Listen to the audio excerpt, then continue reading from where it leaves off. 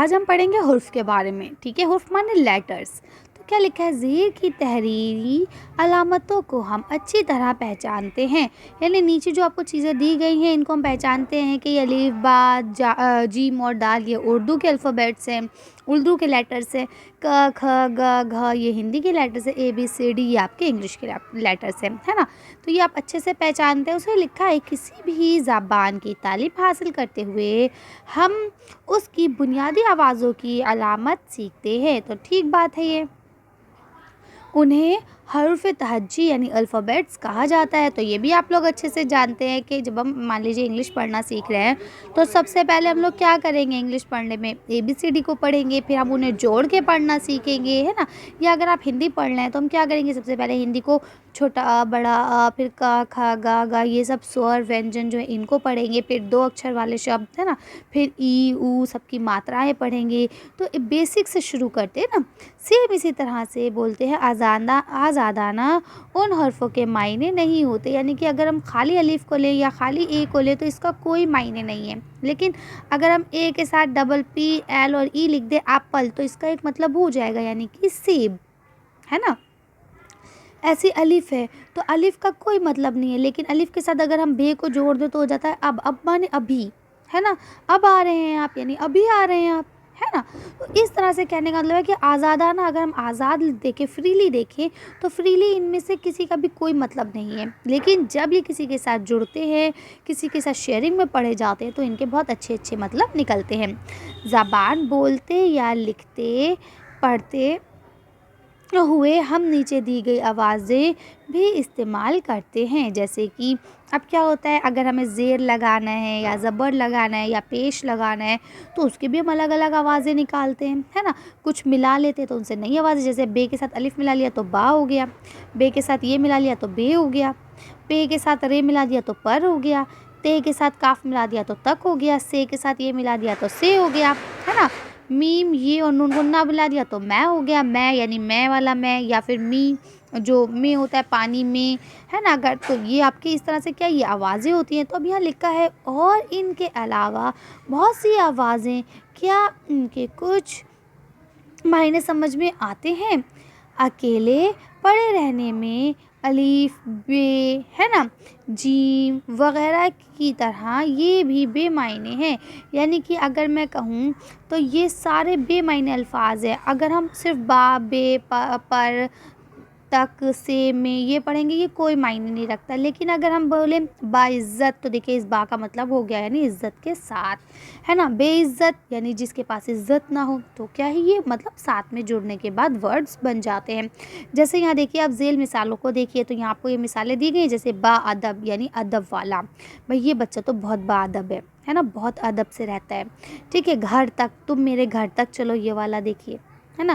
بے خوف وہ بہت بے خوف ہے, یعنی اسے کبھی بھی ڈر نہیں لگتا, کہیں پہ بھی بولو چلا جاتا ہے نا. سر پر یعنی سر کے اوپر, بھئی آپ تو میرے سر پہ ہی چڑھ گئے, ہم نے ذرا سے ڈھیل کیا دی, ہے نا. یا آپ کے سر پر کیا ہے دیکھیے, ہے نا. یا آپ کا سر کھلا کیوں ہے نا, آپ کے سر پر دوپٹہ کیوں نہیں ہے. تو اس طرح سے یہ کیا ہے دیکھیے جب کسی کے ساتھ جڑ جائیں گے تو ان کے مطلب نکلیں گے. ٹھیک ہے, اسی طرح سے دیکھیے سے تو یہ لکھا ہے ہاتھ سے, ہے نا, ہم نے ہاتھ سے لکھا, یا ہاتھ سے کھانا کھایا. ٹھیک ہے نا, تو اپنا کام ہاتھ سے کرو, ہے نا, یا کھانا ہاتھ سے کھاؤ. ایسی باغ میں, تو اب یہاں میں کا خالی کوئی مطلب نہیں ہے. لیکن اب ہم نے باغ میں, تو باغ میں پھول کھلے ہیں, باغ میں مالے ہیں, باغ میں بہت سارے پیڑ ہیں, ہے نا. تو میں تب دیکھیے اس کا میننگ بن گیا.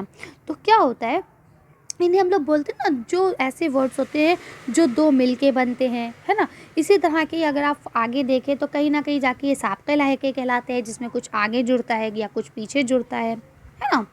چلیے آگے پڑھتے ہیں. تو دیکھیں یہاں کیا لکھا ہے, یعنی دوسرے بمعنی لفظ سے پہلے یا بعد میں آ کر ان کے کچھ معنی سمجھ میں آنے لگتے ہیں. یعنی اب دیکھیے اب ان سے پہلے یا ان کے بعد جو بھی ورڈ لکھے گئے ہیں وہ اپنے اندر ایک معنی رکھتے ہیں. ادب, ادب معنی ہوتا ہے طریقے والا, ادب کے ساتھ, ہے نا. خوف, خوف معنی ہوتا ہے ڈر. سر معنی آپ کا ہیڈ. باغ معنی گارڈن. اس کے بعد آپ کا ہاتھ, ہاتھ معنی ہاتھ, اور گھر معنی گھر, ہے نا. تو کہنے کا کیا مطلب ہے, ان سب کے کچھ نہ کچھ مطلب ہے, اسی کے آگے یا پیچھے ہم نے ان کو جوڑا ہے. ٹھیک ہے. بے معنی حرف تہجی کی طرح یہ بھی حرف یعنی کہ کیا ہے، اکیلے ہیں، پارٹیکلس ہیں، ٹھیک ہے۔ تو کیا بولتے ہیں، بات کرتے یا لکھتے وقت جنہیں دوسرے لفظوں کے ساتھ لانا ضروری ہوتا ہے، یعنی اگر ہم اکیلے پڑھیں گے تو نہیں پڑھ پائیں گے۔ ایسے حرفوں کی چند قسمیں ہیں یہاں جن کا تعارف کیا جاتا ہے۔ تو اب ان کی کچھ قسمیں ہیں جن کا تعارف آپ کو نیچے دیا گیا ہے۔ جیسے سب سے پہلے آتا ہے پریپوزیشن، ہے نا، حرف جار۔ اب دیکھیں ذیل کے جملے کو پڑھیے۔ بچے باغ میں کھیل رہے ہیں، وہ گھر سے نکلا، ٹھیک ہے، سر پر ٹوپی پہنو، ٹھیک ہے نا۔ کیا لکھا ہے، گیلی دیوار کو ہاتھ نہ لگاؤ، دریا تک پہنچ کر میں رک گیا۔ پھر کیا ہے آپ کا، دیکھیے، پردوں کا رنگ اڑ چکا ہے، ہم نے کھانا کھا لیا۔ تو اب آپ نے دیکھا یہاں پہ میں، سے، پر، کو، تک، کا، نے، ہے نا، یہ سب آپ کے کیا ہے، یہ سب آپ کے حرف جار ہے، پریپوزیشن ہے نا۔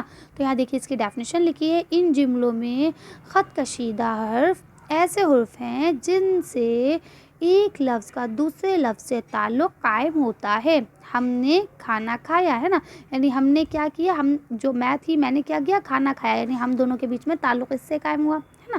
دیکھا ہے وہ حرف جو ایک لفظ کا دوسرا لفظ سے تعلق قائم کرتے ہیں انہیں حرف جار کہتے ہیں، ٹھیک ہے۔ اب آگے بتاتے ہیں کہ انہیں حرف ربط بھی کہتے ہیں۔ ربط معنی بھی ہوتا ہے تعلق قائم کرنا، ٹھیک ہے۔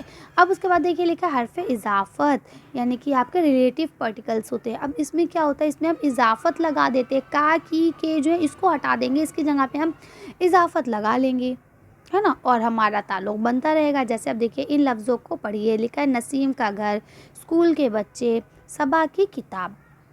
اب دیکھیے بولتے ہیں ان لفظوں میں کا، کی، کے ایسے حرف ہیں جو دو لفظوں کے درمیان نسبت یا تعلق ظاہر کرتے ہیں۔ ظاہر سی بات ہے، کس کا گھر ہے، نسیم کا، ہے نا، کہاں کے بچے ہیں، تو اسکول کے بچے ہیں، کس کی کتاب ہے، تو صبا کی کتاب ہے، تو ان کے بیچ میں تعلق قائم ہو رہا ہے نا۔ تو اب دیکھیں یہاں لکھا ہے وہ حرف جو دو لفظوں کے درمیان نسبت یا تعلق ظاہر کرے اسے حرف اضافت کہتے ہیں، ٹھیک ہے۔ ان لفظوں میں گھر کی نسبت سے نسیم سے، ہے نا، اور بچوں کی نسبت اسکول سے اور کتاب کی نسبت صبا سے ہے نا، ان کا آپس میں ایک دوسرے کا تعلق ہے۔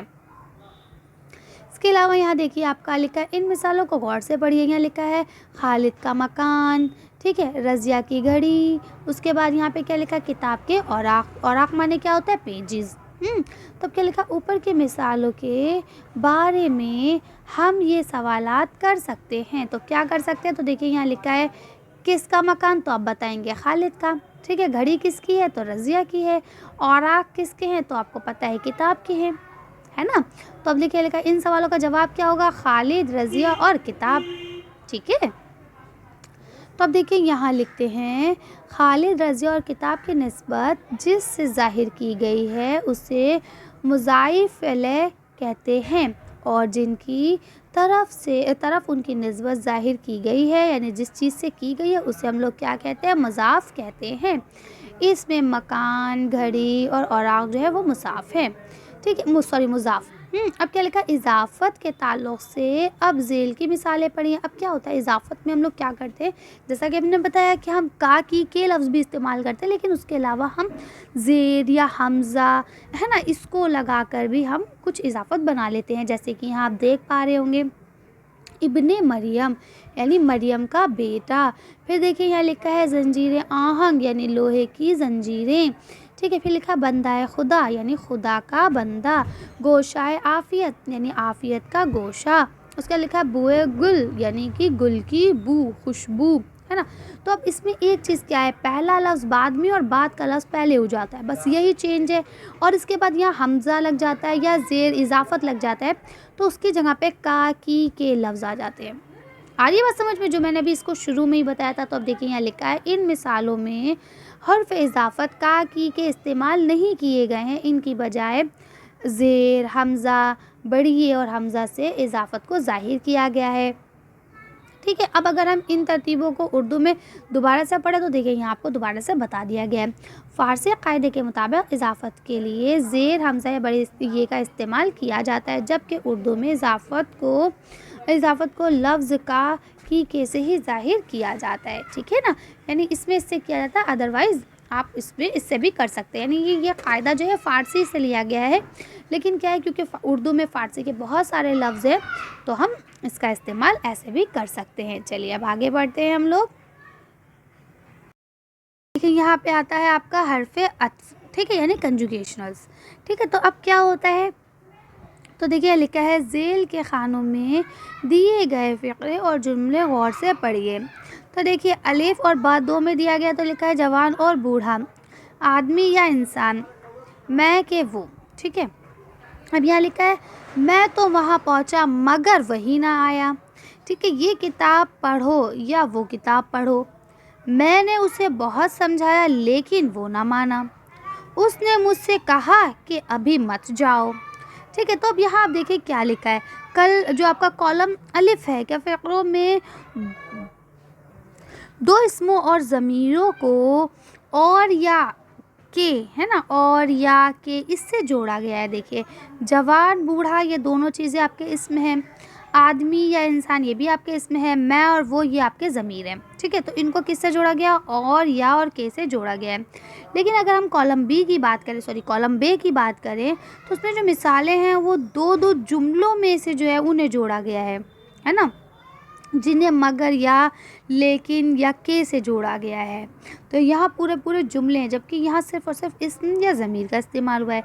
तो देखिए यहाँ लिखा है वो हर्फ या लफ्ज़ जो दो लफ्ज़ों, फ़िक्रों या जुमलों को जोड़ते हैं उनको हर्फ इत्फ़ कहा जाता है, ठीक है। तो हर्फ अत्फ़ हो गया, अब आपको पता चल गया। अब यहाँ लिखा है हर्फ तख़सीस। तो अब हर्फ तख़सीस क्या है, तो देखिए यहाँ लिखा है ज़ेल के जुमलों को पढ़िए और ध्यान दीजिए कि उन्हें पढ़ते या बोलते हुए हम किन लफ्ज़ों पर ज़ोर देते हैं, जैसे कि उसने स्कूल का मुंह भी नहीं देखा।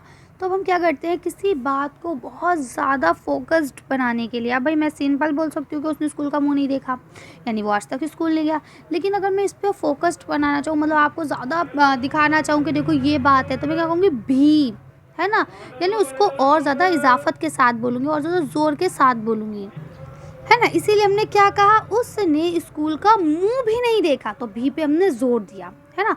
तो अब आगे देखिए क्या लिखा है, थोड़े ही दिनों में बाग में मंजर बदल जाएगा, यानी कि या तो फसल आ जाएगी, अच्छी हो जाएगी, या फिर हो सकता है पतझड़ का मौसम आने वाला हो तो सब आम वगैरह सब तोड़ दिए जाएं, है ना, मंजर बदल जाएगा। हर शख्स को उसकी बात का पता चल गया, ठीक है। हम सिंपल बोलो, अरे मतलब उसकी बातों का पता चल गया लोगों को, नहीं, अब इनका हर शख्स को, यानी कि गिन गिन के एक एक बंदे को पता चल गया उसकी बातों का, है ना। तो क्या इसमें हम किसी चीज़ पे ज़ोर देने की कोशिश कर रहे हैं, ठीक है। शक्ल देखते हो ना तुम उसकी, यानी कि अब उसकी शक्ल देखो ज़रा कैसे उतरी हुई है। जब हम कोई बुरा काम करके आते हैं या कोई अच्छा काम करके आते हैं तो हमारी शक्ल पे एक अलग ही मतलब नूर टाइप का होता है, एक अलग ही एक इम्प्रेशन होता है अलग ही, है ना। तो उसको बात बोल रहे हैं यहाँ पे। तो अब यहाँ देखिए क्या लिखा है, इन जुमलों को अदा करते हुए हमने भी ही हर ना लफ्ज़ों पर जोर दिया है, ठीक है। तो इस तरह से ही आपका कंप्लीट होता है। तो अब यहाँ देखिए इसकी डेफिनेशन आपको बता दी गई है, वो हर्फ जो जुमले में किसी पहलू पर ज़ोर डालने या ताकीद के लिए इस्तेमाल होते हैं उन्हें हर्फ़े तख़सीस कहते हैं, ठीक है ना। जिस पे हम ज़ोर डालना चाहें, जिस पे हम किसी का फोकस बनाना चाहें, तब हम ऐसा करते हैं। चलिए आगे बढ़ते हैं। अब यहाँ लिखा है हर्फ़ फ़जाइया। तो अब हर्फ़ फ़जाइया क्या है, यहाँ देखिए लिखा हुआ है आपका, ज़ेल के जुमले बावाज़ बुलंद पढ़िए और गौर कीजिए कि उन्हें अदा करते हुए किन जज्बात का इजहार कर रहे हैं, ठीक है। तो अब देखिए यहाँ पे क्या लिखा, अरे तुम अब तक यहीं हो, यानी कि अब क्या हो रहा है, लेट हो रहा है, अरे तुम अभी तक यहीं हो, तुम गए नहीं, है ना। वाह वाह क्या खूब, है ना, यानी कि अब क्या यहाँ पे तारीफ़ होगी, वाह दिल खुश हो गया, क्या बात है, कितना अच्छा शेर मुलाहिज़ा किया आपने, ठीक है। अब आगे क्या लिखा है, हाँ हाँ ज़रा संभल कर चलो भाई, ठीक है। अब क्या होता है, जब आप चाह रहे हैं, अगर पैर स्लिप हो गया, अल्लाह ना करे, तो क्या, अरे ज़रा ज़रा संभल के चलिए, है ना। और जब हमें अपनी तकलीफ़ का इजहार करना होता है तो कहते हैं आह जालिम ने बेवफाई की, है ना। तो हम यहाँ पे आह करते हैं। तो अब यहाँ आपको पता है अलग अलग जज्बात का इजहार हो रहा है। यहाँ पे लेट होने वाली सिचुएशन है, यहाँ खुश होने वाली सिचुएशन है, यहाँ थोड़ी सी फ़िक्र वाली सिचुएशन है कि भाई ओ ज़रा ज़रा ध्यान से चलिए, यहाँ गम की सिचुएशन है कि बहुत तकलीफ़ में है ना। तो बोलते हैं कभी किसी बात के रद्द अमल के तौर पर जोश और जज्बे के तहत हमारे मुंह से ओ आह वाह उफ आह जैसी आवाज़ें निकल जाती हैं। ठीक है, तो यही आवाज़ें जो होती हैं ये आपकी क्या कहलाती हैं, हर्फ़ फ़जाइया कहलाती हैं। ये आपके जज्बात का इज़हार करती है। तो देखिए लिखे वो हरूफ जो जुमले में खुशी, दुख, हैरत है ना, इसके जज्बे का इज़हार करते हैं, उसे हर्फ़ फ़जाइया कहते हैं। जैसे सुबहान अल्लाह, माशा अल्लाह, ला हौल वला कुव्वत, अरे वाह वाह, उफ़, आह, चे खूब, है ना, और चश्म बदूर वग़ैरह। इससे हमें क्या है, अपना हमारी खुशी, गम, तकलीफ़ इन सब का इज़हार होता है।